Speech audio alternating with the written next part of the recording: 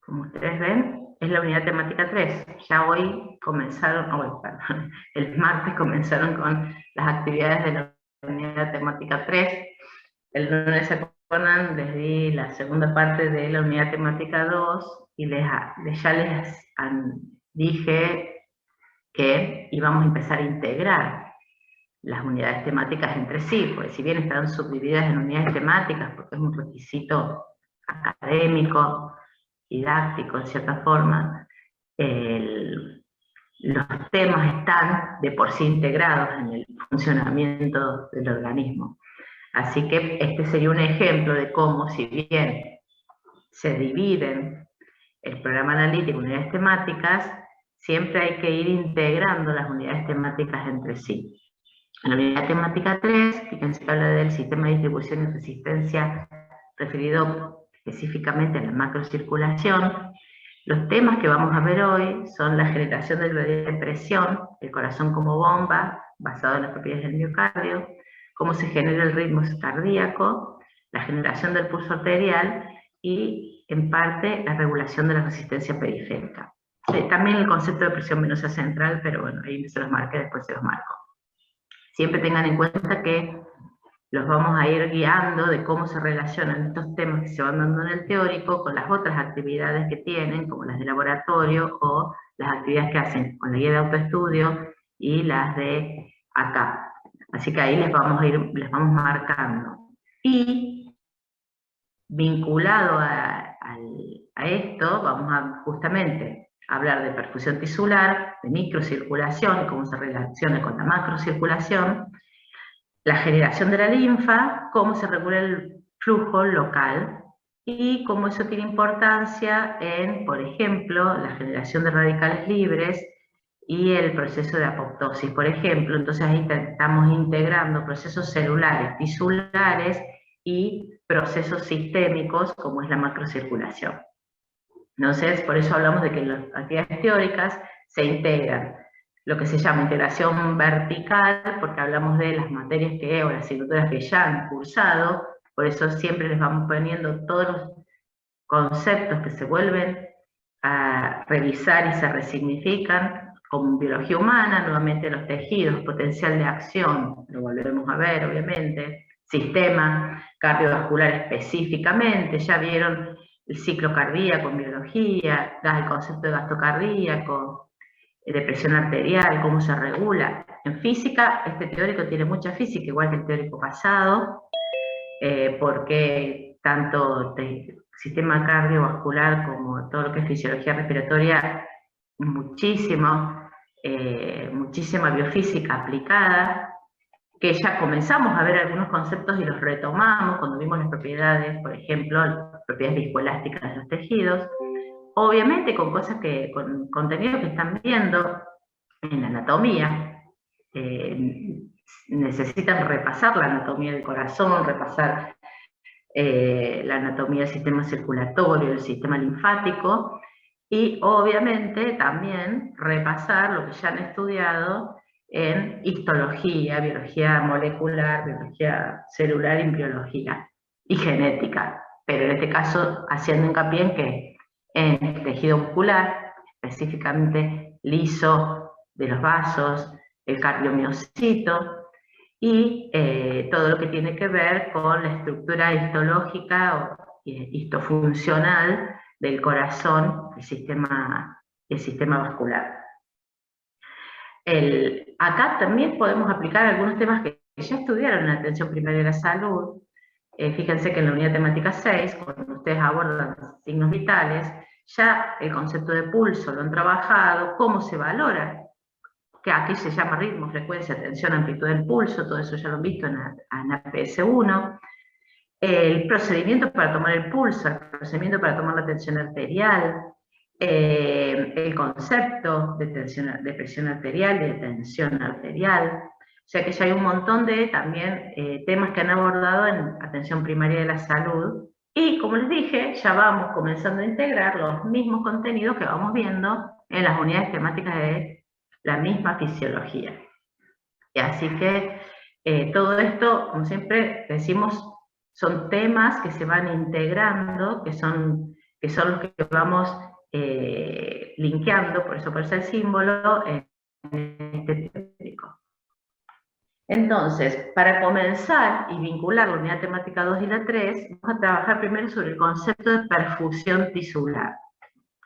¿Cómo se define la perfusión tisular? Fíjense que se habla de un proceso fisiológico continuo, o sea que es algo que se está dando constantemente, que implica el aporte y remoción, el aporte de nutrientes, oxígeno, remoción de productos de desecho, y todo ese proceso depende de la distribución del flujo sanguíneo. Por eso es que para abordar el tema de perfusión tisular tenemos que trabajar sobre los procesos que hacen a la microcirculación, cómo se vinculan con los procesos de la macro y las características funcionales de la macrocirculación, y se termina de cerrar este concepto, porque fíjense que esto abordaría la parte de la definición, que es la distribución del flujo, pero lo que habla de cómo se aportan nutrientes, se remueven productos también terminaría de cerrarse esto, o sea, lo vamos a volver a revisar en la unidad temática 4, cuando hablamos de sistema respiratorio y transporte de gases. O sea, fíjense que integrando 3 unidades temáticas. Entonces, para ir definiendo, impactan en esta perfusión la macrocirculación y dejamos para la unidad temática 4 lo que tiene que ver específicamente con el transporte de gases, por ejemplo. Primero vamos a definir los términos, siempre comenzamos definiendo para ponernos de acuerdo desde dónde se aborda. Entonces, lo más importante que tienen que tener en cuenta, y por qué es importante este tema, porque la perfusión tisular es quien mantiene, al aportar oxígeno, nutrientes y remover los desechos, mantiene el medio interno, o sea, el LEC, ese líquido intersticial. Por eso es tan importante abordar lo que conocemos como microcirculación, que en este caso sería el flujo sanguíneo a través de los vasos menores a 150 micras de diámetro. Y si hablamos de microcirculación, entonces tenemos que volver a revisar todas estas estructuras que ustedes vieron en histología. Y abordarla ya no solo como una red de capilares que están ligadas con un extremo arterial y un extremo venoso, sino ponerlo en funcionamiento como una unidad funcional, que es lo que se llama desde fisiología la unidad microcirculatoria, porque en realidad esta red de capilares está acoplada funcionalmente al sistema linfático, como seguramente estudiaron en histología. Entonces, vamos a ir desarrollando todas las características funcionales, hemodinámicas de la microcirculación que impactan en el funcionamiento de la unidad microcirculatoria. Repasando algunas características para vincularlas a las propiedades funcionales, características que ustedes seguramente estudiaron en biología o en histología, cuando hablamos de la microcirculación, fíjense que es una definición más bien que apunta a lo estructural,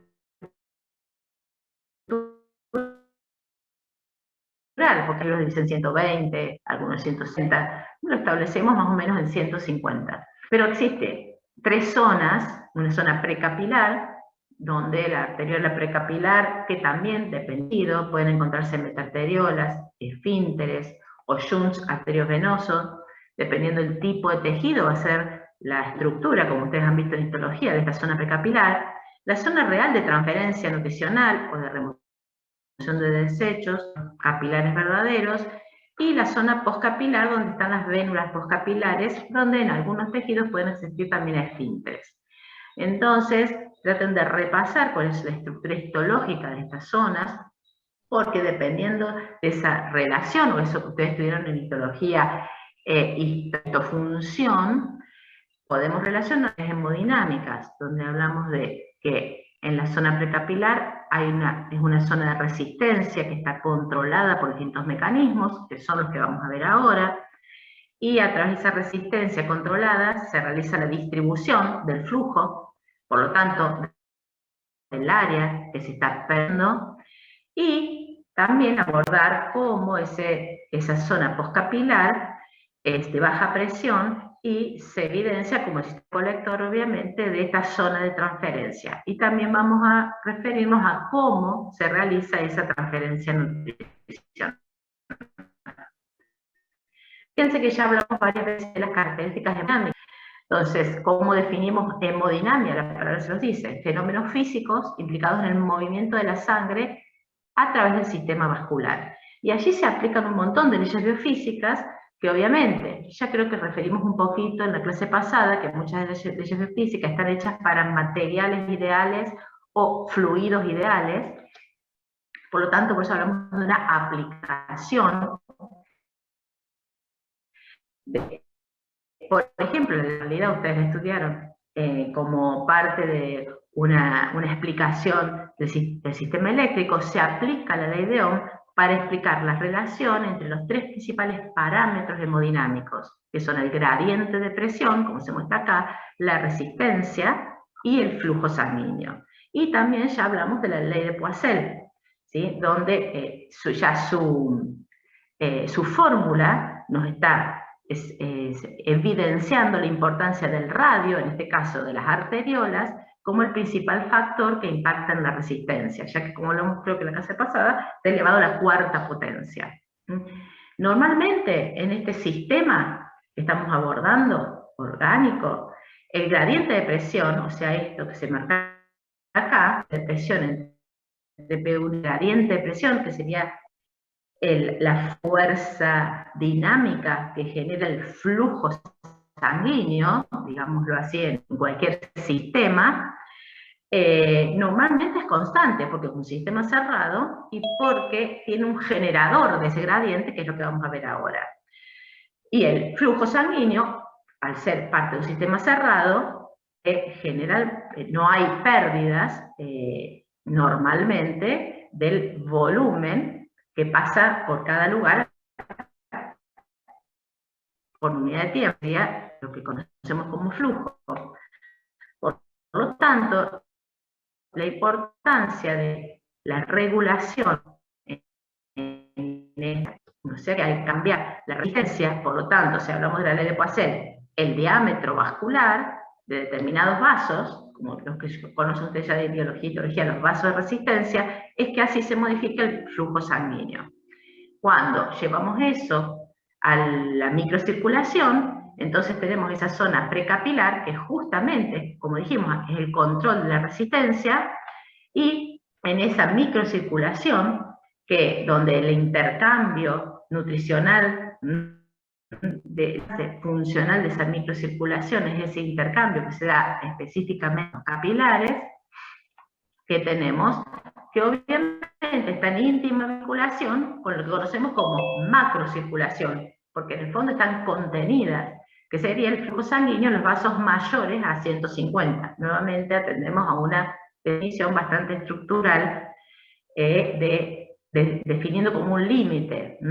Todo el flujo que circula en vasos hasta 150 lo abordamos como una macrocirculación, y los de 150 en adelante como aquellos vinculados con los procesos de la microcirculación. Y obviamente sobre ambos podemos aplicar la ley de Ohm, la ley de Poiseuille, y ya vamos a ver otras leyes más. Entonces, la pregunta, que es justamente parte de los contenidos de la UT2 y de la UT3 vinculados al hablar de presión, de perfusión, sería cómo se genera este gradiente del que hablamos acá y cómo se regula la resistencia, porque lo que estamos portando es ese flujo sanguíneo a través de ese lecho capilar que hace a los procesos funcionales más importantes de esa microcirculación. La generación del gradiente de presión, ustedes seguramente ya la abordaron en biología, en física, en anatomía, porque en anatomía justamente hablan de macrocirculación, hablan del gradiente de presión, y seguramente en algún momento han tomado contacto con este gráfico, donde fíjense la circulación sistémica.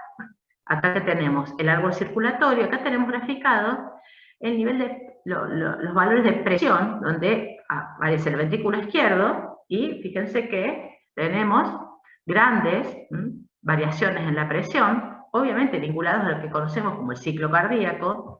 Esas variaciones de presión, fíjense cómo se transmiten a la aorta, a arterias musculares, a las arteriolas, y va decayendo a lo largo de la circulación sistémica. O sea que en esta imagen, en este gráfico, ya identificamos cómo se genera, o quién en realidad genera ese gradiente de presión, que obviamente repercute en este nivel de presión precapilar. O sea que lo que pasa en esa circulación sistémica inmediatamente repercute en la presión precapilar, que ya es parte de la unidad circulatoria. Por lo tanto, por eso ahí hablamos de que el generador, y funcionalmente siempre se habla del corazón como bomba, como generador de ese gradiente de presión. Obviamente que la eficiencia de esa bomba generadora de presión del sistema depende de todos los eventos eléctricos y mecánicos que se dan durante el ciclo cardíaco. Y ahí aparece, justamente cuando ustedes vean esta mano, quiere decir que ahí está la vinculación con lo que ustedes van a trabajar con los profes, que es justamente cómo este loop, presión-volumen, que explica los principales procesos de los cambios ventriculares de presión y volumen. O sea que ahí están los fundamentos de ese trabajo del corazón como bomba. Pero toda esta bomba muscular, que funcionalmente genera ese gradiente de presión en el sistema, tiene en sí mismo propiedades funcionales que se pueden explicar, digamos, en los distintos niveles de organización. Las 4 que aparecen en todos los libros, porque algunos agregan la relajación, son la excitabilidad, automatismo, conductibilidad y contractilidad. Excitabilidad ya conocemos, porque ustedes mismos hablan de que el tejido cardíaco es un tejido excitable, concepto que ya viene de biología, y que lo revisamos los otros días, que es que tiene la capacidad de responder a estímulos generando potenciales de acción. Justamente, eso tiene directa relación con la propiedad de automatismo, que sería la capacidad que tiene algunas de sus células de despolarizarse espontáneamente. Y ahí, entonces, ubicamos ese conjunto de células que son cardiomiocitos modificados, que son los que ustedes han visto en histología, en biología, como células P o pacemaker, que son las que tienen esa capacidad de despolarizarse espontáneamente. Y esa capacidad de despolarización espontánea es lo que genera el ritmo cardíaco. Ese ritmo cardíaco, entonces, dependiendo de la despolarización y de la frecuencia de despolarización de estas células, tiene que ver con las características de su membrana celular, de los tipos de canales iónicos que hay en esa membrana celular, que generan que exista un conjunto de canales que cuando se comienza a hiperpolarizar, se abren automáticamente. Entonces genera nuevamente la despolarización, que es lo que conoce prepotencial o potencial diastólico.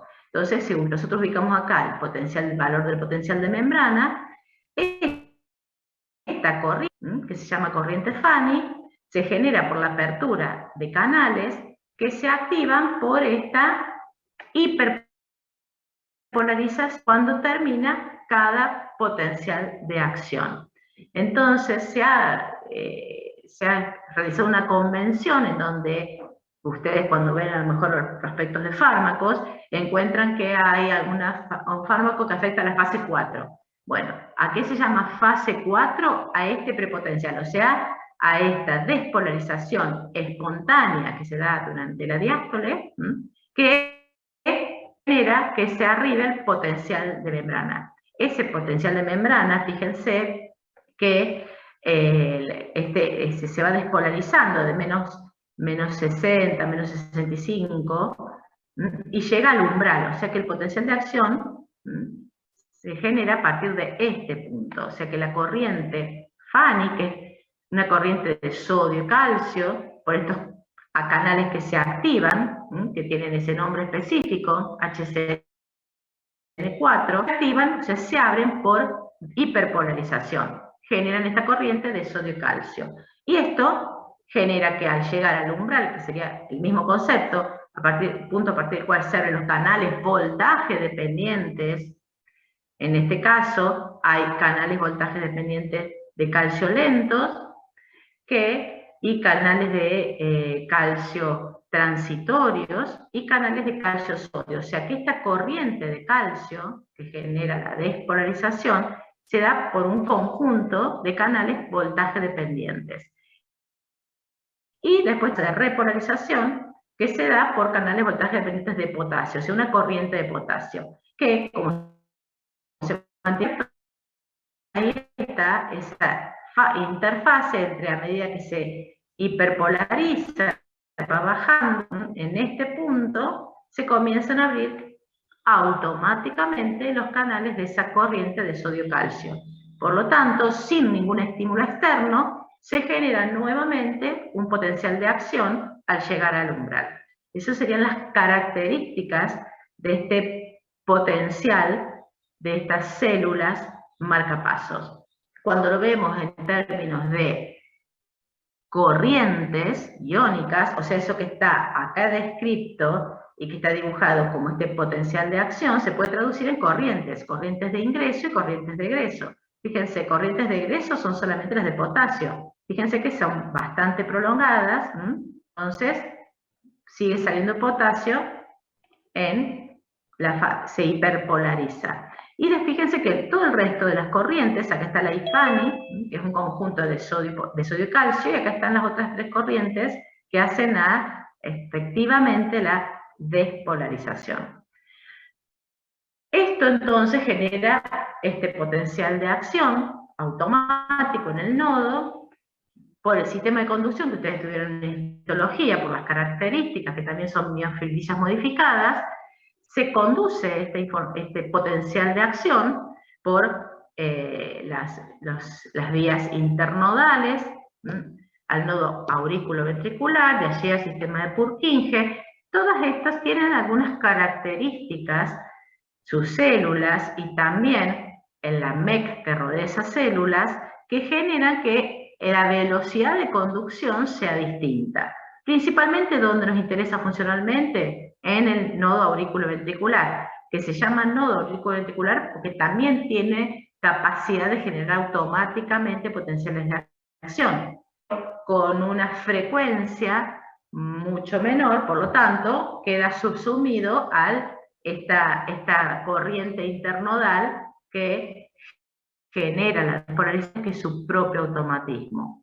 Ahora, en este conjunto de estructuras, se genera lo que se conoce como retardo, porque sus fibras tienen una velocidad más lenta de conducción, y ese retardo en el nodo auriculoventricular es lo que permite en cierta forma que la contracción auricular se genere antes que la contracción del ventrículo, dado por ese potencial de acción que recorre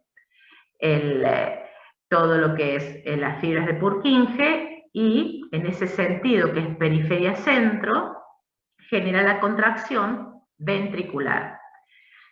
Todo eso también se puede explicar a través del desarrollo de potenciales de acción. Este es el potencial de acción que vimos recién del nodo ciloauricular. Fíjense que comienzan a tener en las células atriales, fíjense, esta corriente es de calcio, donde ejemplifica que se contraen. Acá tenemos en auriculoventricular, ese retraso auriculoventricular, fíjense que tiene formato de ¿qué? Del mismo forma del potencial del nodo sinusal, y la corriente cuando impacta en cada estructura del músculo del miocardio ventricular, se registran en esas fibras potencial de acción del cardiomiocito. Este potencial de acción ustedes lo van a ver en la guía de autoestudio con los ayudantes alumnos, cómo son sus características, que obviamente hablamos de que la contractilidad va a estar dada por esta meseta que retrasa a su vez, alarga el periodo refractario absoluto, por lo tanto no se puede volver a contraer, y genera el ingreso de calcio. Las características las van a ver en la guía de autoestudio, por eso acá no las desarrollamos profundamente. Esta característica de contractilidad justamente hace al concepto de contractilidad que ustedes están estudiando en biología, en histología, que habla de cómo se acorta esa fibra por el deslizamiento de los miofilamentos. Evento que no vamos a estudiar en profundidad porque ustedes ya lo estudiaron en histología y en biología celular. O sea que recuerden la estructura, las características de estos discos intercalados, que favorecen de iones, por lo tanto es muy rápida, esa señal eléctrica que genera la modificación mecánica, y por la ubicación o la disposición en espiral de este músculo, cosa que ustedes ya estudian en anatomía, se genera esa contracción, que ven por esta disposición al contraerse, lo que genera este aumento de presión que abre las válvulas que conectan con la aorta. Y eso se relaciona a lo que se conoce como choque de punta. Todo esto entonces lo van a revisar también con la guía de autoestudio, que habla de todo lo que es el cardiomiocito, vinculado a los procesos justamente de transducción de ese evento eléctrico en un evento mecánico por el ingreso de calcio, y eso lo vinculan con las propiedades miocárdicas las propiedades mecánicas del miocardio. Todo eso lo tienen integrado en esa guía de autoestudio.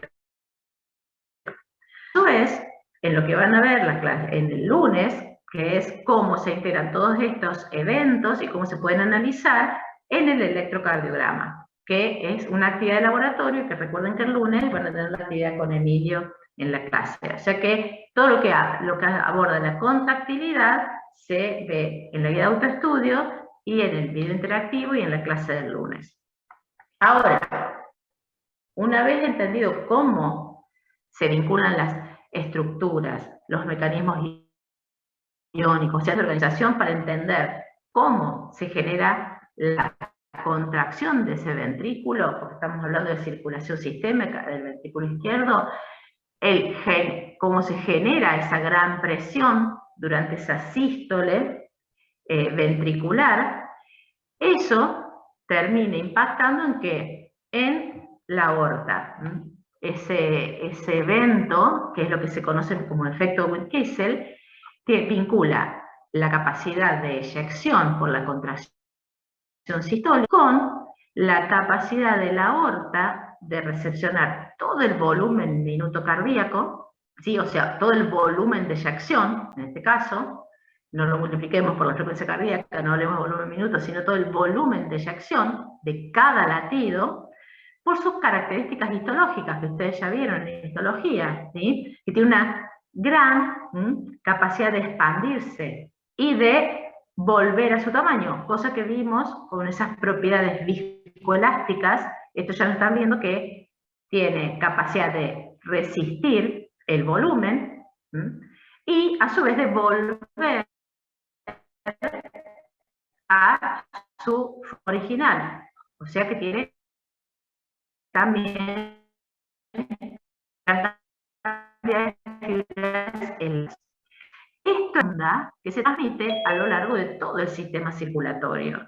Y lo que facilita es que, justamente, no es que el flujo sanguíneo sea solo en cada contracción, sino que al ser el reservorio de ese volumen y al irse restaurando su volumen con lentitud, genera la onda de pulso, por lo tanto, nunca decae el flujo de sangre en todo el sistema. Y así amortigua la pulsatilidad del pulso, que es justamente lo que ustedes conocen como onda de pulso arterial, que ya vieron en APS y que van a trabajar un poquito en los laboratorios. Y entonces con eso ustedes generan la relación con las características. Ahora, dentro de esas propiedades y natural, ustedes ya estudiaron en histología, la organización y los tipos de componentes que tiene cada parte de ese sistema. Obviamente, ya hablamos de la importancia de la viscoelasticidad arterial, este proceso de Witt-Kessel. Por lo tanto, tenemos que ver cómo, además de la aorta, en qué otras partes del sistema se generan estas relaciones, que en este caso serían con el componente viscoelástico, que generalmente hablamos del colágeno, que es el que otorga más rigidez, ¿se acuerdan que lo vimos en la clase pasada? Y la cantidad de fibras elásticas. Fíjense que acá que nos está diciendo que en realidad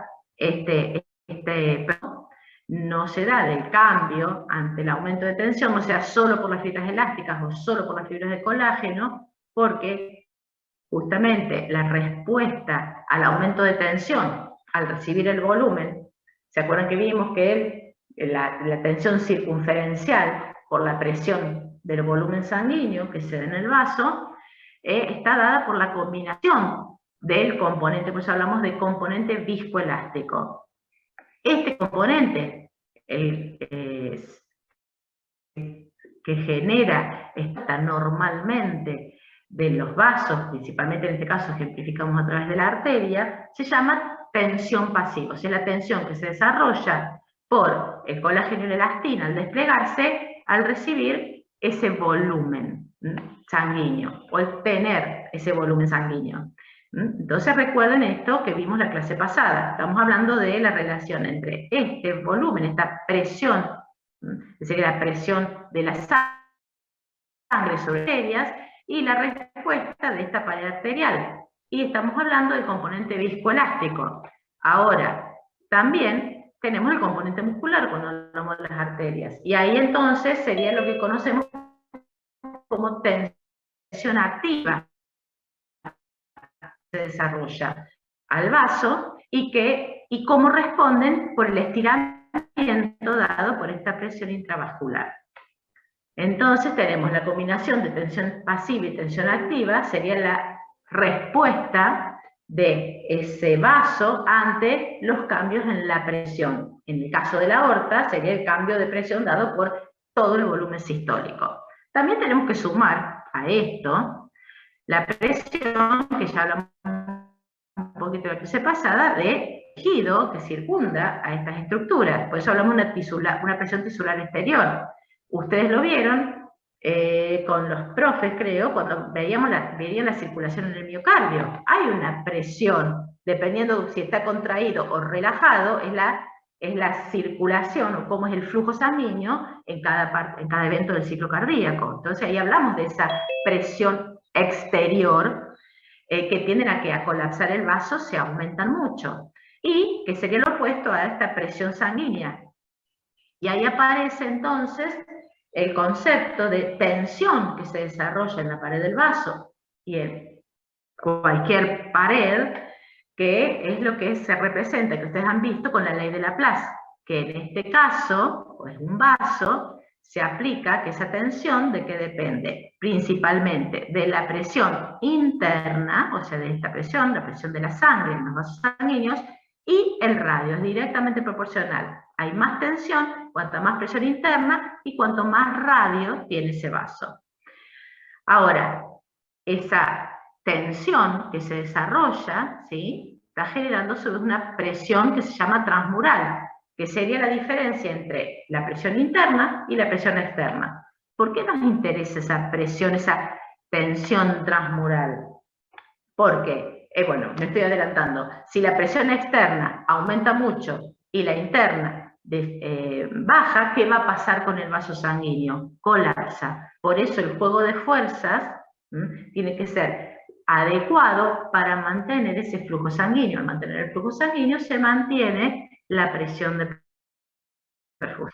Entonces, justamente por eso decía que me estaba adelantando, ese juego de presiones externas y de internas tiene que estar totalmente equilibrado en este impacto que hacen los componentes viscoelásticos y musculares, cuando hablamos, por ejemplo, de las arterias, porque hay un nivel de presión en el que si la presión interna dada por la presión hidrostática del flujo disminuye mucho, lo externo sobrepasa la interna y esa presión transmural desaparece. Y eso se llama presión crítica de cierre en los vasos, que es muy importante tener en cuenta cuando hablamos de pequeños vasos.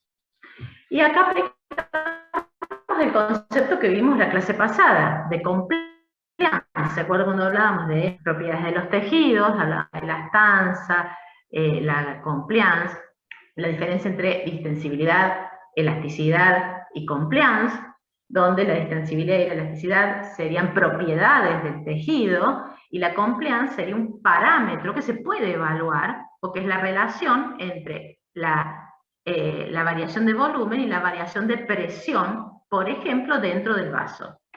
Por lo tanto, y se acuerdan que era la inversa a la de la lactanza. Y en realidad se puede entonces así evaluar qué cosa. La capacidad viscoelástica y de cómo es la presión transmural en cada vaso. Eso permite estimar el estado fisiológico de los vasos, por eso hablamos que es un parámetro. Y ustedes lo pueden encontrar de dos formas graficado. ¿Por qué? Porque puede estar graficado desde el punto de vista de la compliance, que sería la relación entre el volumen sobre la presión, o desde el punto de vista de la elastanza, cuando se grafica inversamente estos dos gráficos. Fíjense que acá está la presión y el volumen, y en este caso está el volumen y la presión transmural. Fíjense que este gráfico está expresando lo mismo, solamente que en uno está mostrando la compliance y en otro lo están mirando, sería desde el lado de la elastanza. Pero está mostrando exactamente lo mismo, que entre la presión y tensión transmural que se desarrolla por el cambio de volumen, ¿sí? Fíjense que mayor en la vena cava.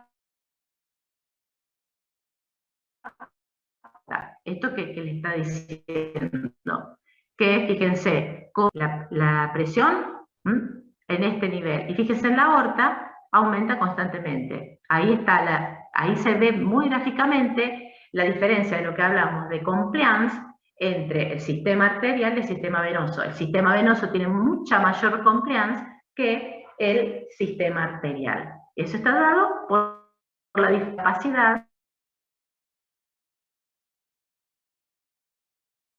Eso es la definición de compliance. No distensibilidad sería la capacidad de distenderse y de moldarse. Obviamente que están relacionados, pero distensibilidad es una propiedad del tejido. Compliance es un parámetro. Entonces, volviendo a la pregunta original, que ¿se acuerdan que vemos cómo se genera la interpresión? Ya hablamos bastante, hablamos del corazón como bomba, las propiedades del miocardio, el efecto Wien-Kissel, cómo se genera esa onda de presión, y nos falta responder la parte de cómo se regula la resistencia, porque hablábamos de que esta microcirculación depende de esta región precapilar, que es el polo arterial de resistencia. Y todos los mecanismos de resistencia, hablamos de que, si aplicamos y pensamos la ley de Poiseuille, se centran principalmente en el radio. Con ese radio de la cuarta en la ley de Poiseuille está hablando de la relación entre la resistencia y el radio de los vasos. Principalmente, ¿qué vasos? Sistema arterial, arteriolas. Y entonces, todos los mecanismos que hacen a la modificación de esa resistencia tienen que ver con el músculo liso vascular de las arteriolas. Fíjense que entonces, esta circulación, que estábamos hablando, la macrocirculación, que tenemos la aorta y las arterias musculares mayores, tienen un comportamiento bastante distensible y elástico, que distensible porque pueden contener, elástico porque retroceden cuando está en el efecto Wien-Kissel. Eso genera ese flujo pulsátil de que ya hablamos un poco cuando hablamos de la sangre como tejido conectivo fluido. Principalmente eso permite esa generación de la onda de pulso, conducción del volumen eyectado por ese ventrículo, y generalmente esta parte del sistema se considera de baja resistencia. La respuesta a esos cambios de volumen no generan modificaciones en el músculo licular que rodea a estos vasos. Y acá, cuando hablo de reservorio de vasos, lo que estuvimos hablando del efecto Wien-Kissel, y que al tener menor resistencia, al recibir básicamente todo el volumen sistólico, hay una alta velocidad de flujo en esta parte de la circulación arterial. Ahora, ¿qué tenemos? Todo esto es lo más característico de lo que conocemos como flujo sistémico y vinculado a la macrocirculación que definimos antes. Y cuando hablamos de la resistencia, ¿sí?, de este flujo sistémico, hablamos de resistencia vascular sistémica, sería de todo el sistema de esa macrocirculación. Ahora, hay un límite ahí que sería cuando esta circulación arterial mayor comienza a ramificarse, empiezan arterias pequeñas, o sea, el calibre disminuye de las arterias, aparece el componente arteriolar, ¿sí?, que tiene un componente muscular mayor por sobre el resto de los vasos. Por eso hablamos de que se generan situaciones de mayor resistencia y de disminución de la velocidad del flujo. Y entonces ya no hablamos de una resistencia vascular sistémica, o sea, de todo el sistema, sino hablamos de esta resistencia, donde pasa a ser mayor en este sector, de la resistencia periférica total. Fíjense que habla específicamente de lechos sistémicos vinculados a arteriolas. Entonces, a veces ustedes lo van a encontrar como sinónimos, a resistencia vascular sistémica y resistencia periférica exactamente sinónimos, porque uno se refiere a la resistencia al flujo sanguíneo en todo el árbol sistémico, y a la otra, cuando habla de periférica total, a la resistencia al flujo en los lechos que tienen que ver con las arteriolas. Y de ahí que vinculemos directamente esa resistencia periférica total con la presión arterial. ¿Cómo la podemos, y no nos podemos olvidar de esta vinculación, aplicando la ley de Ohm? Porque cuando en la ley de Ohm aislamos la diferencia de presión, vemos que la presión, que en este caso sería la de presión arterial en el sistema, eso que habíamos visto en el otro modelo, depende de ¿qué? De la resistencia y del flujo. Fíjense que son los dos directamente proporcionales, ¿sí? No es como en el anterior, que el flujo es directamente proporcional al gradiente e inversamente proporcional a la resistencia. Entonces, aplicando la ley de Ohm, ya directamente vemos la vinculación entre flujo, resistencia y el impacto sobre la presión arterial. Ahora, hablamos de la microcirculación y cómo se vinculan. En esa microcirculación lo que estamos haciendo referencia no es al flujo sistémico de todo el sistema, sino al flujo local, ¿sí? Ese flujo local tiene relación con la resistencia vascular local, o sea, es lo que empieza acá en las arteriolas más pequeñas y las arteriolas terminales o precapilares y los mismos capilares. O sea que ahí hablamos de una resistencia vascular local que directamente en el intercambio capilar. O sea que, si bien están relacionados, fíjense que los términos refieren en una parte la macrocirculación y en otra la microcirculación. Pero, como volvemos a insistir, están vinculadas porque están una contenida dentro de otra. O sea que si hay cambios en la resistencia sistémica, ¿sí?, en esta, impacta en la presión de perfusión, porque va a terminar impactando si hay cambios en esta resistencia al final del árbol. Y, a su vez, si cambia mucho la resistencia en esta microcirculación, o sea, resistencia vascular local, se modifica mucho en muchos sistemas, va a influir en la resistencia periférica total. Obviamente que influye también en la presión de perfusión y en el flujo de cada órgano, que sería el impacto más importante. O sea que los trabajamos por separado, pero están íntimamente vinculados. Y de ahí entonces surge la definición funcional de presión de perfusión. Cuando hablamos de presión de perfusión, porque está directamente ligada al tema que empezamos a abordar, que es la perfusión tisular, la principal dependencia es de la presión de perfusión, o sea, la presión de la sangre a través de todo este árbol circulatorio, principal de un lecho vascular específico, porque hablamos de la presión de perfusión del cerebro, de la presión de perfusión de los músculos. Por eso cuando hablamos de presión de perfusión nos referimos principalmente a un lecho específico. Y se vincula directamente ¿con qué? Con la presión arterial y con un parámetro importante que vamos a ver en la clase que viene, pero que ustedes ya saben de APS, que es lo que conocemos como presión arterial media. O sea que la presión de perfusión es un concepto funcional, pero se vincula directamente con la presión arterial media, que es un parámetro. ¿Por qué hablamos de parámetro? Porque se puede calcular un valor.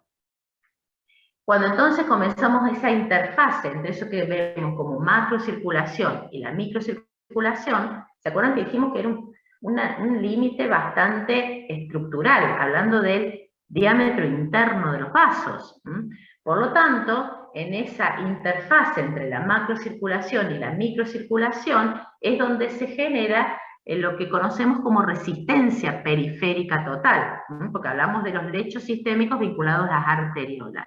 Entonces vamos a tener la interfase de las arterias que ya no son de distribución o de conducción, sino que comienzan a aumentar su cantidad de músculo, pasan a ser arterias de resistencia dentro de cada órgano, por ejemplo. Fíjense que el diámetro interno justamente está dentro del límite de lo que conocemos entre la macro y la microcirculación, pero son parte del sistema de circulación.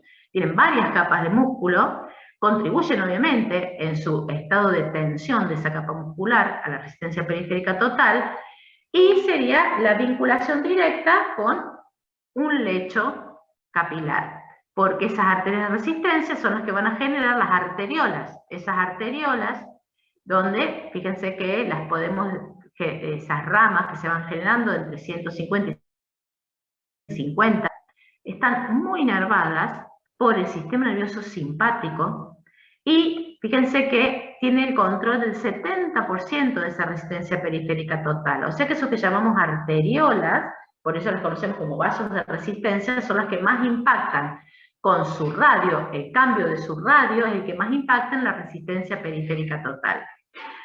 Y a través de sus ramificaciones generan lo que se conocen como arteriolas terminales o precapilares, o sea, las que están inmediatamente antes del lecho capilar, de cada lecho capilar, que son menores a 50 micras, y fíjense lo que tiene acá, que les muestra que tiene una sola célula de músculo liso que la va rodeando, y de allí surgen, depende del órgano, ramificaciones que van hasta 20 capilares en promedio, hablamos, ¿no? O sea que acá entonces tenemos que ir viendo cómo es la regulación, porque hablamos de la regulación de esa resistencia de manera sistémica y la regulación de esa resistencia de manera local, que sería lo que afecta a la macrocirculación y lo que afecta principalmente a la microcirculación, la sistémica y la local. Cuando hablamos de la regulación sistémica, nos referimos a regulación de la circulación que va a impactar en todo el sistema, en todo el organismo. Por lo tanto, directamente pensamos en formas de impacto en todas las arteriolas, en todas las arterias de resistencia, arteriolas, de todo el sistema. Y a eso ya directamente nos remite a ¿qué? Al sistema nervioso, división autonómica, y al sistema endocrino. Entonces, cuando hablamos de regulación sistémicas, siempre nos estamos refiriendo a regulación de la macrocirculación, principalmente a través del sistema autónomo y del sistema endocrino. Cuando hablamos del impacto autonómico, fíjense, hablamos del sistema simpático, que es lo que se ve acá. Si esto es el efecto simpática, fíjense que pasa sobre la presión, cuando va aumentando la presión arterial, como vimos, en relación al flujo, ¿sí? El aumento de la presión arterial genera este efecto sobre el flujo. Ahora, cuando está aumentada la estimulación simpática y cuando está inhibida, fíjense que hay una cosa importante, que nos está cambiando la presión crítica de cierre. ¿Por qué? Porque ese efecto, ese aumento del efecto simpático tiene un efecto sobre la capa muscular de aumento de esa tensión. Por lo tanto, resiste más ¿qué cosa? La presión extra, y por tanto, esa presión fiscal se aumenta, no colapsa tan rápido un vaso.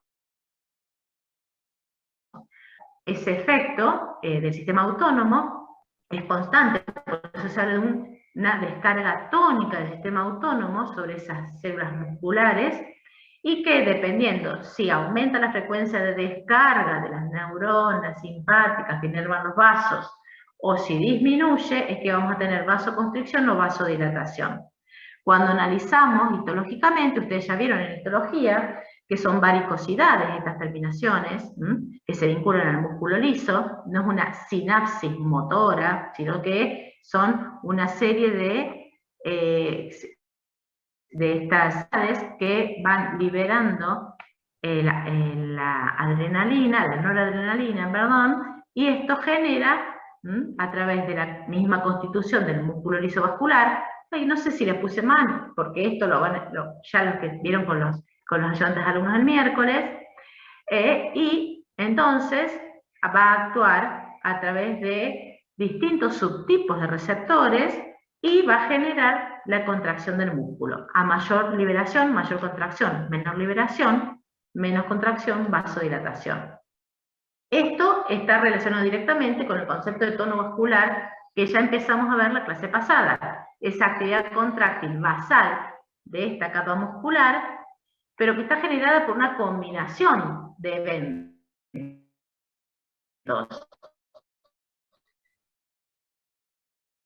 El neurosimpático, la noradrenalina, hormonas y mensajeros endoteliales, que ya vimos varios la clase pasada. Entonces, por eso, cuando hablamos de sistema de regulación, sí preferimos simpático y a endócrino. Por ejemplo, sería un mediador sistémico endocrino que impacta y modifica el tono vasomotor de todos los vasos. Como dice el nombre, angiotensina aumenta el estado de contracción. Obviamente que este modelo, que lo vamos a ver porque la regulación sistémica, clase que particularmente, ya nos está hablando. Y obviamente que toda esta respuesta sistémica depende de la distribución de los subtipos de receptores de los mediadores nerviosos y endocrinos en cada órgano. Que vean la diferencia entre regulación sistémica y lo que vamos a ver ahora, que es regulación local, ¿sí? Entonces, esto lo vamos a completar la clase que viene. Cuando hablamos de tono vasomotor que regula el flujo hacia un órgano, tenemos que hacer una visión de lo que ustedes conocen de biofísica, de aplicación de los circuitos eléctricos. ¿Se acuerdan del paralelo? Aplicaban ese concepto. El sistema cardiovascular tienen dos sistemas en serie, el sistémico y el pulmonar, y a su vez dentro del sistémico hablamos de se ubican en paralelo, que sería esta ubicación, sería que ese volumen de sangre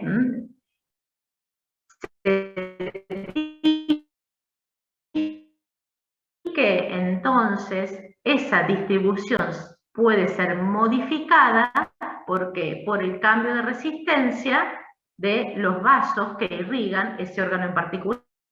La importancia funcional de esto, que si estuvieran en todo el resto de los órganos quedarían en isquemia. En cambio, esta distribución del flujo en paralelo es lo que facilita modificar el grado de resistencia y así modificar la perfusión específica de un órgano sin afectar el resto. Eso se da por una combinación de regulación del flujo, obviamente integrados a mecanismos sistémicos. Y este concepto de cómo los mecanismos locales impactan en el flujo, el nivel de perfusión de cada órgano, es lo que en la circulación cardíaca como característica, la vamos a ver en la circulación pulmonar, lo vamos a ver en la circulación hepática, en la circulación del tubo digestivo. Cuando vamos viendo el sistema, profundizamos en esos conceptos. Este sería el concepto general, también cuando veamos renal. Entonces, para diferenciar los mecanismos sistémicos de los mecanismos locales, vamos a hablar de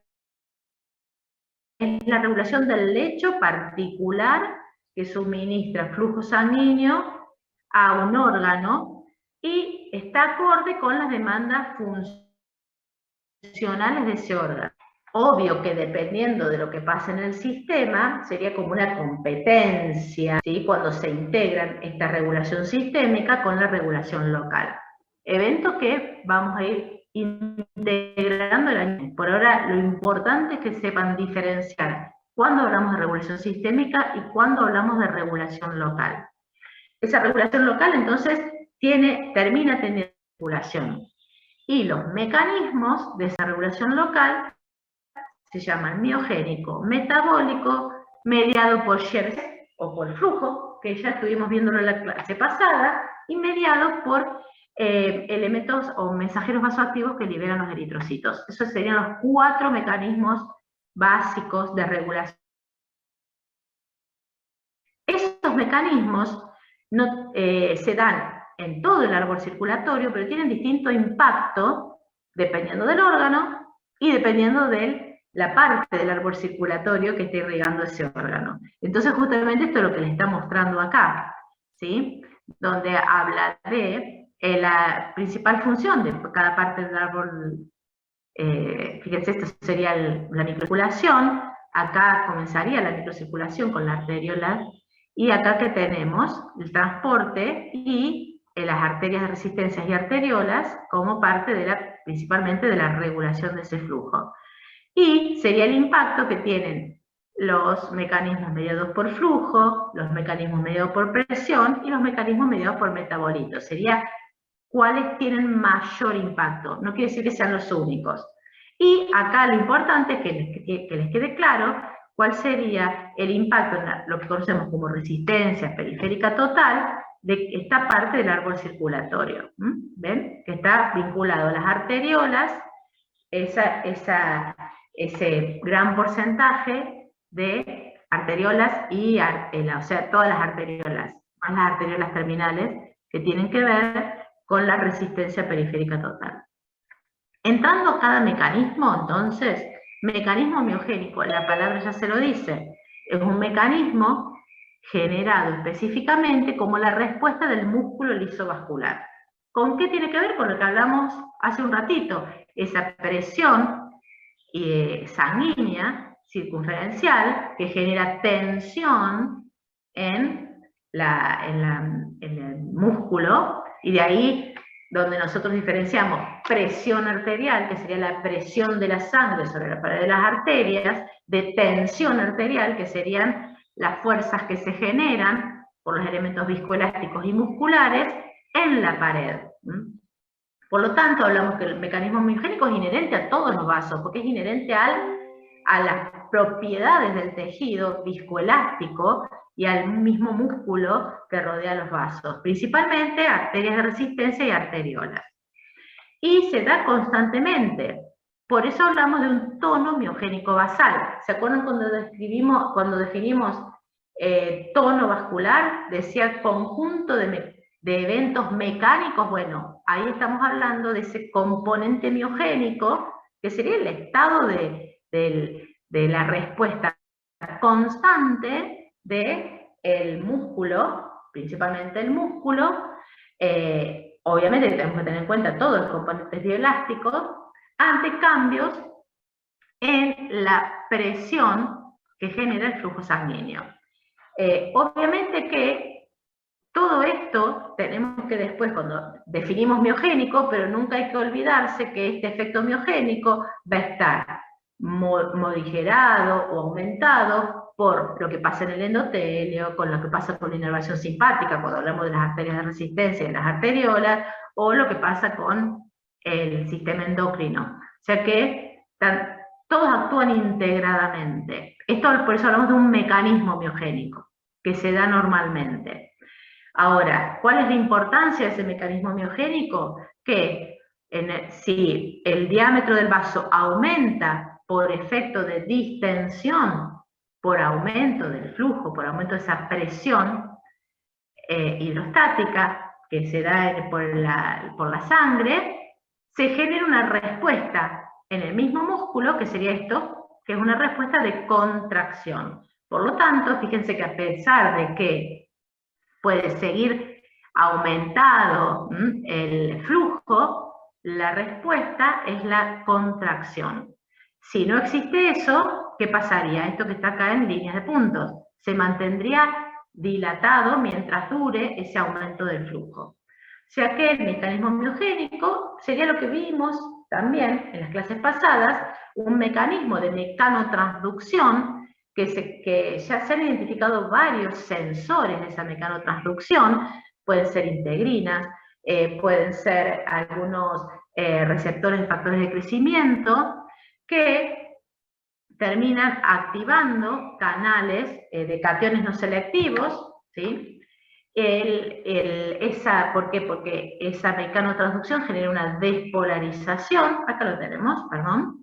Entonces, a veces los mismos canales, por ejemplo, algunos canales de sodio son en sí mismos mecanotransductores, cuando hay tensión se abren e ingresa sodio, eso genera despolarización, activa canales que son dependientes de voltaje, de calcio, ingresa el calcio y eso genera el aumento de la contracción de ese músculo liso. O sea que el mismo aumento de la tensión transmural genera esa mecanotransducción. Lo que se estuvo observando es que si bien eso pasa generalmente cuando hay cambios de baja intensidad, pero a medida que va aumentando la intensidad de ese tono por cambios en el flujo, fíjense que se activan, por ejemplo, como transductores las integrinas, y en este caso que se activan las quinasas focales vinculadas a esas integrinas y suprime la actividad de la fosfatasa, por lo tanto permite que se mantenga más tiempo contraído. ¿Y qué pasa si es mucho más alta? Se van sumando efectos y en este caso el efecto que se suma es el de la polimerización de la actina. Entonces, todo eso, dependiendo, fíjense que hay una secuencia de gradiente de intensidad del estímulo o de esa tensión transmural que va amplificando esa respuesta. Que obviamente generaría un mecanismo como de retroalimentación negativa, porque al aumentar el estado de contracción, aumenta la resistencia, que termina disminuyendo el flujo, por lo tanto, sería como un mecanismo de autocontrol del nivel de perfusión, este mecanismo miogénico. ¿Y en qué entonces? ¿Cuál es la importancia de eso? Colaborar justamente con este tono miogénico basal, que es componente del tono vascular. Cuando se genera, también aumenta la resistencia periférica total, por más que sea un mecanismo local. Cuando hay esta respuesta, se redistribuye el flujo, o sea que el flujo sanguíneo que iba para ese lecho se redistribuye hacia otro, regula la presión hidrostática en el lecho vascular, o sea que evita que aumente mucho la presión hidrostática en los capilares, evita ruptura de vasos capilares, evita que aumente la presión de filtración a nivel capilar, por lo tanto tiene impacto directo en esa microcirculación. Cuando hablamos del mecanismo metabólico, estamos hablando ya directamente del metabólico, nos remite a metabolitos generados ¿por quién? Por el tejido que está siendo irrigado. Y eso, fíjense en este gráfico, lo que nos muestra, el aumento de actividad se mide como aumento del consumo de oxígeno. Entonces, a medida que aumenta el consumo de oxígeno, aumenta casi proporcionalmente el flujo sanguíneo. Eso habla de que hay una vinculación entre la actividad del tejido y el flujo. Entonces se trató de identificar cuáles son los factores vasodilatadores que se liberan del tejido que impactan en el sistema de resistencia y generan una vasodilatación. Entonces se identificaron protones, el potasio que se libera en la actividad tisular, la disminución de la presión parcial, el aumento del dióxido, la disminución de oxígeno, el aumento de la producción de adenosina, el aumento de la producción de lactato y protones. Cada uno de ellos tiene un mecanismo distinto de acción, porque va a impactar justamente en las células musculares lisas que generan la regulación de la resistencia. Por ejemplo, el aumento de los niveles de potasio, dados por el aumento de la actividad tisular, directamente generan cambios en la actividad de los canales que regulan el potasio y generan una hiperpolarización, por tanto se relaja. También estuvimos viendo parte de esto, la clase pasada, ¿se acuerdan? Cuando veíamos el potasio como un mediador vasodilatador entre el endotelio y el músculo lisovascular. En el caso del dióxido de carbono, el aumento del dióxido de carbono genera apertura de los canales de potasio ATP dependientes, disminución de los de calcio, por lo tanto se relaja. Fíjense que es un mecanismo muy parecido al del lactato y del protón. Y acá entonces vamos a hacer referencia principalmente, para ejemplificar, el mecanismo de la adenosina. ¿Por qué? Porque es el que estuvieron estudiando, que es el que principalmente impacta en que, activando el receptor A2 en el mecanismo de mantención del flujo sanguíneo en el miocardio.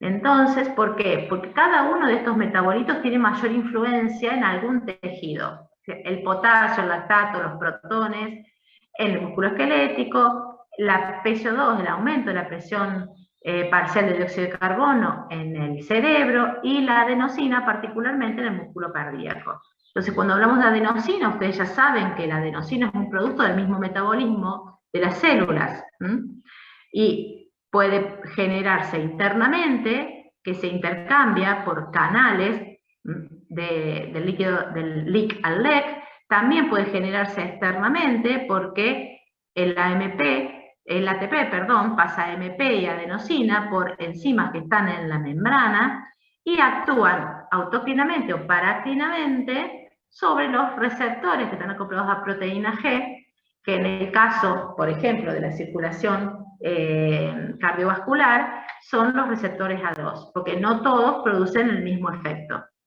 Entonces, actuando sobre los A2, genera una vasodilatación, o sea, disminuye el estado de contracción del músculo lisovascular. Esos serían los mecanismos metabólicos. Los mecanismos mediados por flujo o shear stress son los que vimos la clase pasada, ¿sí? Que son por la interacción del flujo sobre la capa endotelial, que genera óxido nítrico, prostaglandina I2, ¿se acuerdan? Como los principales. También se genera endotelina, pero en ese balance, dependiendo del tipo de flujo, si es un flujo normal alto, si es un flujo bajo, ahí está el balance entre el estado de relajación y contracción, dependiendo la cantidad de óxido nítrico y de endotelina que se libere. Y el último que nos falta, como mecanismo local, es una respuesta que se da mediada por los eritrocitos que están circulando, porque se ha identificado lo que se conoce como función eritrocrina. ¿Qué quiere decir? Que el eritrocito también libera mediadores químicos que impactan ¿sobre quién? Sobre estos flujos locales. En respuesta que a la hipoxia, o sea, a medida que disminuye la presión parcial de oxígeno, aumenta la viscosidad, la fricción entre los distintos eritrocitos también genera que se liberen, y el aumento del flujo genera que se libere de ese mismo eritrocito óxido nítrico y ATP que pasa a adenosina. O sea que serían los mismos mecanismos del óxido nítrico a través de la GTPasa que genera la relajación, o de la adenosina a través de sus receptores específicos. Por lo tanto, nosotros ese eritrocito, ya sea por niveles de disminución de presión parcial de oxígeno, aumento de la viscosidad, que aumenta la fricción entre ellos, o aumento del flujo, generan una interacción con el endotelio, y en ese endotelio se activan entonces los receptores purinérgicos a liberar ATP, que generan sustancias vasodilatadoras, o el mismo eritrocito produce óxido nítrico. O sea que por eso se llama de sustancias vasoactivas, que son vasodilatadoras sobre el músculo liso, y así genera la regulación local. Como dijimos en un principio, todos estos mecanismos actúan integradamente, o sea, se van sumando estos mecanismos como efecto sobre el músculo liso vascular. Ese músculo liso vascular, por eso hablamos de un crosstalk, está recibiendo señales endócrinas, el sistema simpático, señales locales. La integración de eso es el resultado de la regulación del flujo a nivel local. Ahora, ya se sabe que dependiendo, como vimos antes, el área, la parte del árbol circulatorio, el mecanismo miogénico es más importante en las arteriolas pequeñas, dependiente del flujo, es el de shear stress, de generación de endotelio, de óxido nítrico de endotelina, en pequeñas arterias y arteriolas más grandes, y el metabólico, fíjense que en las arteriolas más pequeñas y arteriolas precapilares. O sea que todos actúan conjuntamente, pero tienen más importancia en alguna parte de ese árbol circulatorio. Y esto nos lleva al concepto de autorregulación del flujo. También es un concepto que, depende del libro, viene distinto. Cuando hablamos de autorregulación del flujo, estamos hablando de un proceso, ¿sí?, que se da en los tejidos u órganos ante cambios en la presión de perfusión, o sea, de esa presión arterial media. Fíjense acá fíjense que es muy parecido a lo que vimos en la respuesta miogénica, pero en este caso, ¿qué tenemos? No es un aumento, sino que es una disminución. Fíjense que muestra que cuando disminuye la presión de perfusión, ¿qué tenemos? Tenemos una disminución del flujo. Ahora, si lo que se llaman vasos pasivos, quiere decir que no se modifica la resistencia cuando se modifica la presión, ese flujo se mantiene bajo mientras dure esa disminución de presión. Ahora, hay un conjunto de vasos que responden activamente ante subas o bajas de la presión, y eso es lo que denominamos mecanismos de autorregulación. ¿Cómo? Regulando la resistencia. Fíjense que en este caso, ¿qué pasa? Disminuye la resistencia, por lo tanto, se mantiene el flujo a pesar de que el gradiente de presión que regula ese flujo bajó. Obviamente que eso lo entendemos aplicando la ley de Ohm, porque cuando hablamos de flujo es directamente proporcional a la presión e inversamente a la resistencia. Acá, ¿qué hubo? Caída del gradiente de presión, que es esto, ¿sí? Entonces, tratar de mantener el flujo, ¿cómo se regula? La resistencia. Pero si aumentamos la resistencia, ¿qué pasa? Disminuimos más el flujo. Por lo tanto, se disminuye la resistencia como mecanismo de autorregulación.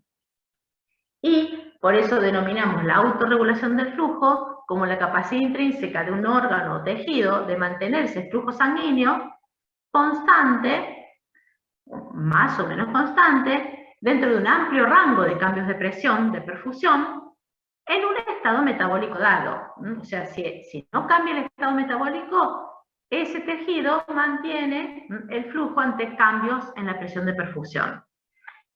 Esto es característico de tres lechos, los tres lechos más importantes que manifiestan de forma muy impactante este mecanismo de autorregulación es la circulación cardíaca, la renal y la cerebral. Ahora, la circulación esquelética y la esclárnica tienen muy poquita autorregulación, y hay circulaciones que no tienen nada, como la cutánea. Por lo tanto, ustedes encuentran este tipo de gráficos cuando hablamos de las características de la circulación cardíaca, renal o cerebral, van a encontrar este gráfico, porque lo que nos está marcando que esa circulación tiene una importante autorregulación. ¿Qué quiere decir? Que si acá marcamos el valor de presión arterial media, si aumenta la presión arterial media, ¿qué va a pasar? Va a aumentar la resistencia. ¿Se acuerdan de lo que hablábamos acá? Aumenta la presión, aumenta la resistencia, por lo tanto el flujo se mantiene constante. ¿Qué quiere decir que aumente la resistencia? Es lo que está graficado acá, que se produce una vasoconstricción. Ahora, si disminuye la presión, disminuye la resistencia. Por lo tanto, lo que observamos en los vasos es una relajación de ese músculo liso vascular. Obviamente que hay un límite donde los mecanismos locales, que son los que actúan en este mecanismo de autorregulación, son superados, ya sea por el aumento de presión, porque ya ese material viscoelástico del vaso no responde adecuadamente, o porque se genera un cierre con lo que vimos, ese punto crítico de cierre del vaso, porque las presiones externas van a superar la presión interna y se colapsan. Por lo tanto, tenemos que tener en cuenta que es un rango, y que dentro de ese rango se generan distintos mecanismos, nuevamente, depende el tipo de tejido, cuál va a ser el impacto de cada uno de esos mecanismos, pero la contribución relativa de cada uno, ¿cuál sería? Que si vamos hacia un aumento, se aumenta, si vamos hacia este lado de aumento, el mecanismo que más impacta es el mediado por el músculo liso, el miogénico. También, como aumenta el flujo, impacta, pero ya con mucha menor importancia, el de shear stress, y con mucha menor importancia el metabólico. Estaría representado acá, por ejemplo, el de shear stress. Ahora, cuando disminuye la presión, tanto el miogénico como el metabólico son importantes, porque la acumulación de los metabolitos genera vasodilatación, que es lo que pasa hacia este lado, y es mucho menos importante el del estrés por cizallamiento. O sea que ahí tenemos los mecanismos de cómo son los mismos mecanismos, solamente que explicamos a la circulación del órgano como característica particular si tiene una gran capacidad de autorregularse el flujo ante cambios de la presión arterial media. Y en muchos libros aparecen estos conceptos, el de hiperemia activa y reactiva. Cuando hablamos de hiperemia sería un aumento transitorio local del flujo en respuesta a dos características distintas, que en realidad los podemos considerar como ejemplos de aumento de actividad metabólica. Fíjate que la hiperemia funcional o metabólica o hiperemia activa sería explicada a través de que si durante un periodo un tejido aumenta su actividad, genera esos metabolitos y se produce una respuesta de vasodilatación que una vez terminada esa actividad vuelve a su nivel normal. O sea que sería prácticamente explicada esta hiperemia activa a través del mecanismo metabólico.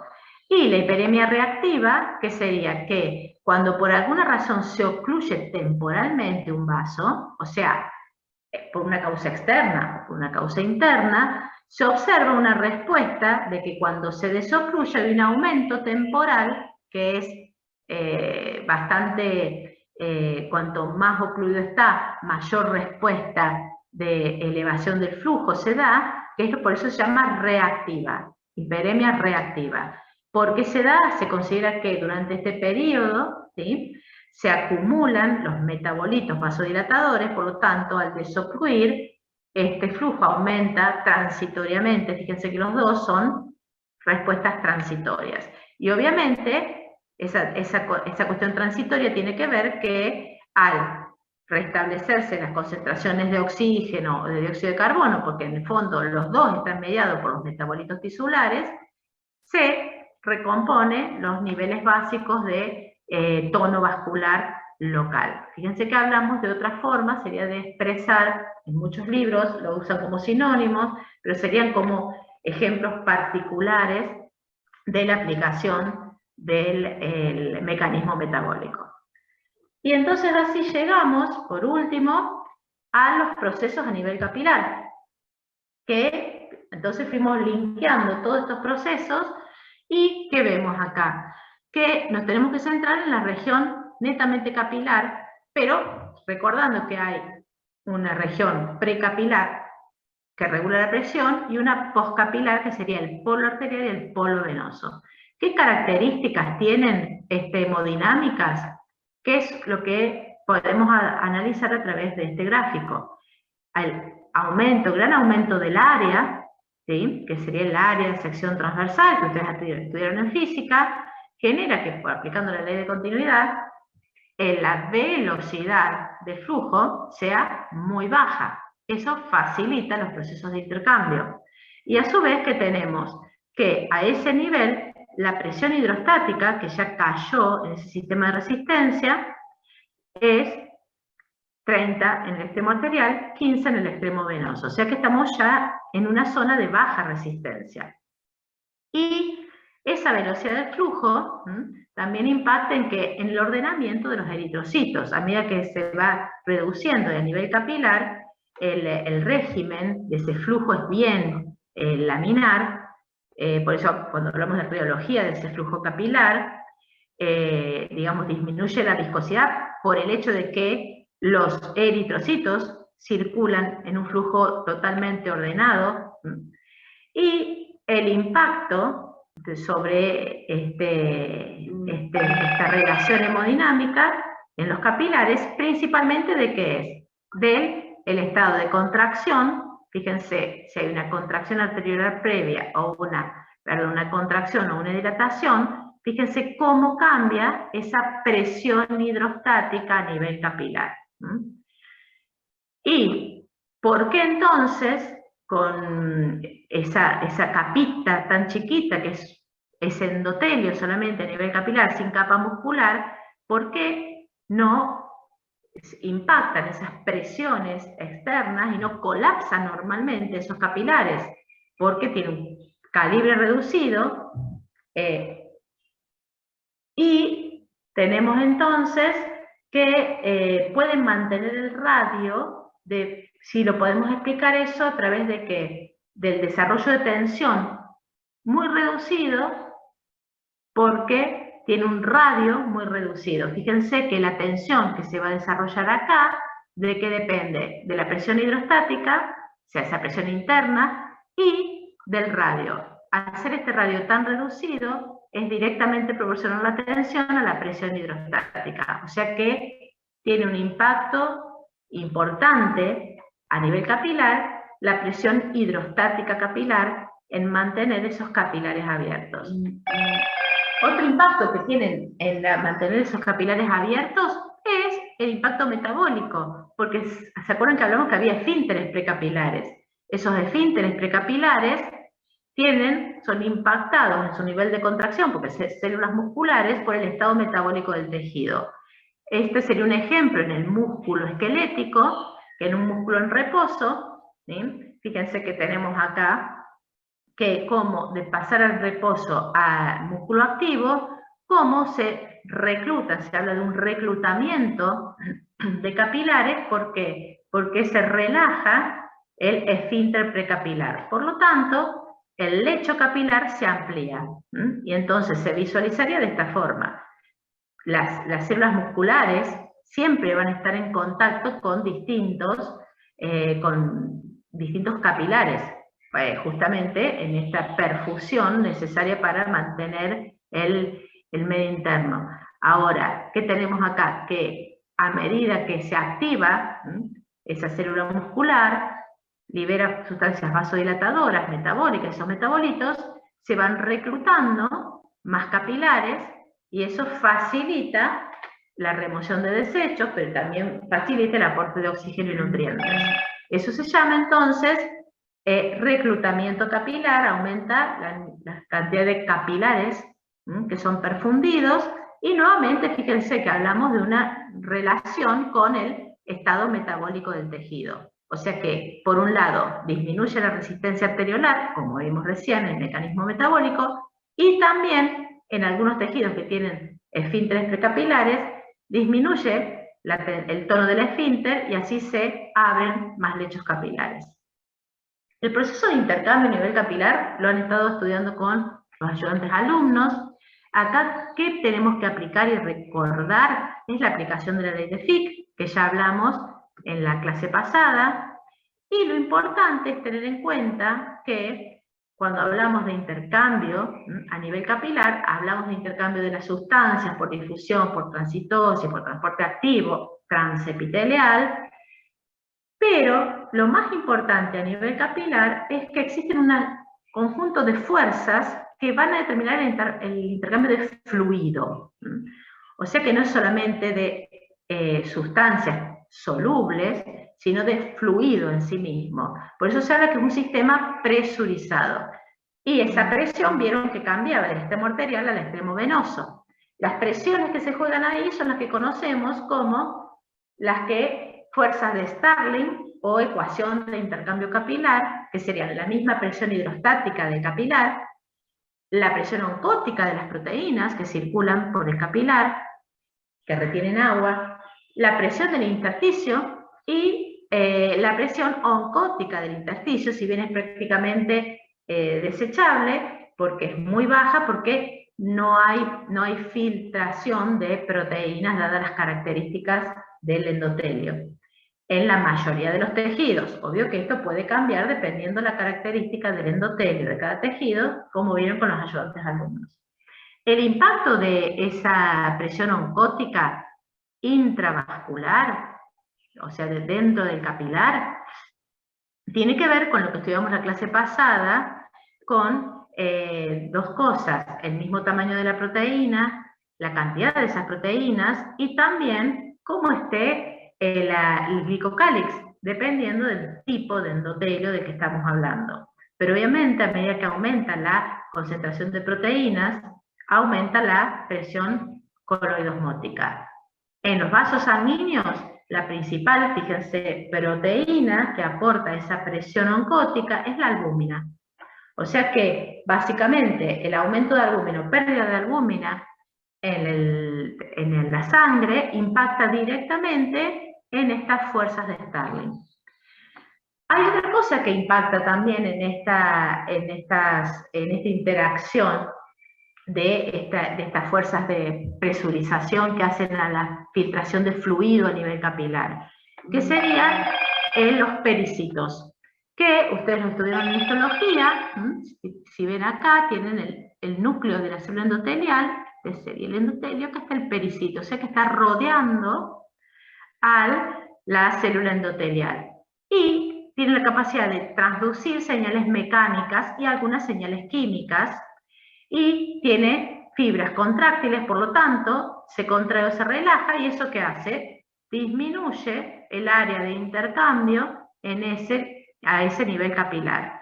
Y fíjense que tenemos en esa hiperemia funcional que vimos recién, la adenosina que libera el tejido también no solo actúa sobre el músculo liso, regulando, ¿qué cosa? La resistencia precapilar, sino también impacta sobre los pericitos y hace que se relajen. Y también en los vasos que están inervados por el sistema simpático, también hay terminales que liberan noradrenalina sobre los pericitos, que hace que se contraigan. O sea que tenemos otro nivel más de regulación local y sistémica que impacta directamente el intercambio en la microcirculación. Obviamente que están controlando la permeabilidad, regulando ese tono microvascular ya directamente a nivel capilar, y también impacta estos pericitos en la síntesis de MEC, por lo tanto impacta en todo lo que tiene que ver la angiogénesis y también la integración con otros mediadores químicos. Entonces, para ir terminando en esta parte, ¿qué vamos? Que hay una generación de ultrafiltrado, ¿sí? Esa generación de ultrafiltrado se da porque esas fuerzas de Starling en el extremo arterial generan una presión de filtración neta del capilar al intersticio, que acá está el juego de esas presiones en el extremo arteriolar, y en el extremo venular, o el extremo de las vénulas de esos capilares, ¿qué va pasando? La presión hidrostática va disminuyendo, las proteínas se van concentrando, por lo tanto, se revierte la ecuación, digamos, el resultado de esas fuerzas de Starling, y en el extremo venoso hay reabsorción, o sea que parte de lo que se filtró en el extremo arterial vuelve al sistema en el extremo venoso. Pero la cuestión es que la diferencia entre lo que se filtra a nivel arterial en el extremo arterial y lo que vuelve al sistema en el extremo venoso no es exactamente lo mismo. Y hay entonces parte de ese ultrafiltrado que se genera en los lechos capilares que queda en el intersticio. Y ahí viene el concepto de unidad microcirculatoria, porque constantemente esa diferencia de ultrafiltrado es removida por el sistema linfático, y entonces ahí ya pasamos a hablar del otro líquido corporal, que es la linfa, que sería el producto de la reabsorción en el sistema linfático de la diferencia de volumen entre la filtración y reabsorción capilar. Esa generación de ultrafiltrado y genera que entonces el líquido ingrese, y ese flujo de linfa se da a través de los terminales. Fíjense que son terminales de los capilares que están vinculados a que están directamente a los capilares sistémicos, a los capilares linfáticos. Hay una circulación entonces de ese fluido intersticial del capilar al intersticio, al capilar terminal linfático. Esto tiene mucha importancia para que ustedes repasen la estructura, la histología de esos vasos linfáticos, porque tienen una serie de estructuras que mantienen y regulan ese flujo linfático.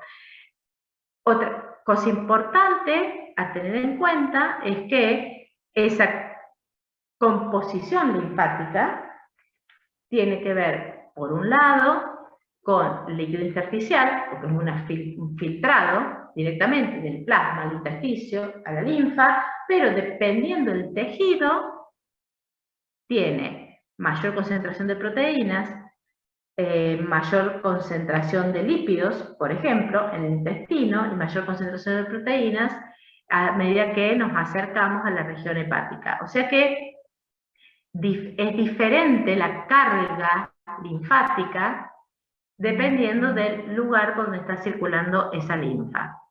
Esa circulación linfática, ustedes ya la han estudiado en anatomía, por lo tanto no vamos a hacer referencia. Todo lo que tiene que ver con la parte de circulación linfática vinculada a los ganglios linfáticos, lo vamos a estudiar cuando veamos sistema inmune. Ahora solamente hablamos de lo referido a circulación linfática en lo que es la interacción entre el intersticio y el sistema linfático. ¿Por qué hablamos de eso?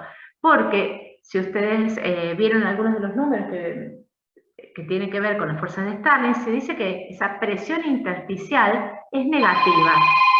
Por lo tanto, ¿qué tiene que ver esto? Que teóricamente esa presión intersticial favorece que pase el líquido del capilar, y ese líquido pasa al intersticio. Pero fíjense qué pasa, que a medida que esa presión deja de ser negativa en ese intersticio, y en esa succión, de esa presión negativa de efecto de succión en el sistema linfático, se va haciendo positiva. ¿Qué pasa con el flujo linfático? Va aumentando. Pero fíjense que tiene una dinámica ese flujo linfático en función de esa presión. Y la velocidad entonces del flujo aumenta con la presión en el intersticio. Ahora, la forma sigmoidea se debe a que aplicamos nuevamente el concepto de compliance. ¿Por qué? Porque el intersticio tiene la capacidad de recibir bastante volumen de esa filtración sin aumentar la presión hidrostática del intersticio. O sea que tiene una compliance grande. O sea que en el momento que aumenta la presión, cuando la compliance está, digamos, superó la capacidad de compliance del intersticio, por lo tanto aumenta recién ahí la presión intersticial y eso hace que aumente la velocidad del flujo linfático. Fíjense que hay una meseta. ¿Qué quiere decir esto? Que llega un momento que a pesar de que aumente la presión, no aumenta el flujo, porque se saturan los mecanismos de ingreso de ese ultrafiltrado al sistema linfático. Y eso es lo que observamos cuando se genera el edema tisular o intersticial. Entonces, todo esto tiene que ver con la dinámica de la misma estructura que ustedes estudiaron en histología, de los capilares linfáticos, que tienen el mismo endotelio, como hablamos en la clase pasada, endotelios vasculares y endotelio linfático, músculo liso que lo recubre, y ustedes vieron que tiene válvulas. Y entonces, a medida que ingresa el líquido, y ese ingreso depende de ¿qué? De la apertura entre las células endoteliales, y esa apertura depende de ¿qué? De la presión en el intersticio, porque están linkeadas con filamentos a la MEC. Entonces, cuando más presión en el intersticio, más separación, porque esos filamentos tiran de las células, se abren y entonces se generan aperturas mayores y eso genera aumento del flujo linfático hacia el sistema linfático. Pero a su vez también hay válvulas en ese sistema y músculo. Y ahí aparece el concepto de lo que se conoce como linfangión, que posiblemente lo hayan estudiado en anatomía o en histología, funcionalmente porque es importante. Porque tiene dos características a su vez este sistema. El linfangión sería el segmento que queda entre una válvula y otra de ese sistema linfático. Pero a su vez aparecen ahí, a esa altura, el músculo liso. Ese músculo liso tiene una característica particular. Tiene contracciones espontáneas. ¿Sí? Por lo tanto, esas contracciones espontáneas generan que se contraiga el vaso, se abran las válvulas y eso genera un flujo unidireccional en ese sistema linfático. A su vez, también tienen la capacidad de responder por a través del mecanismo miogénico, como vimos recién. Se aumenta la presión intersticial, aumenta el flujo, aumenta la respuesta miogénica y entonces así se contrae y se genera mayor flujo de la linfa por el sistema linfático. Y por último, entonces, ese líquido que se reabsorbió llega a la región postcapilar, que sería el polo venoso. Ya ustedes ya saben desde biología que todo lo que tiene que ver con sistema venoso se lo llama sistema de capacitancia.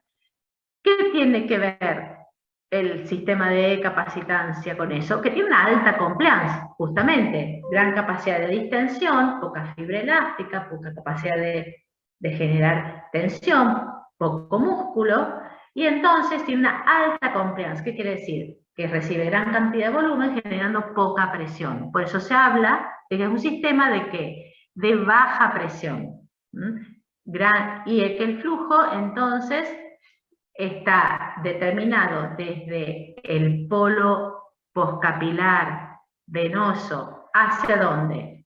Hacia la aurícula, como retorno venoso, que lo conocemos como retorno venoso justamente, perdón, me adelanté, está impactado por una cosa importante, que es que hay inervación en este árbol venoso simpática, que produce una venoconstricción. Eso es un impacto sistémico, ¿sí? Pero el resto de los mecanismos del miogénico prácticamente no existe, justamente porque tiene una gran compliance. Entonces, vamos a reconocer dentro de ese sistema venoso un compartimiento central y un compartimiento periférico. El compartimiento periférico es el que va desde esas vénulas hasta la vena cava inferior, y el compartimento venoso central estaría dado por la vena cava inferior y la aurícula derecha.